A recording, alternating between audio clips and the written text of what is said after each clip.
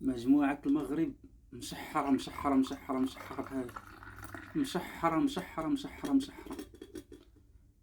إذن الإخوان المغرب اليوم كانت القرعة ديال كأس العالم اللي غيكون في كندا وأمريكان والمكسيك. المغرب طاح في مجموعة صعبة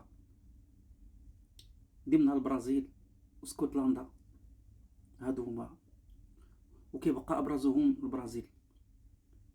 فنقول لكم والله العظيم أنا نقول لكم صعبة صعبة، ولكن إن شاء الله حنايا قادرين أننا نفوزوا على البرازيل إن شاء الله، وغنفوزوا على البرازيل إن شاء الله.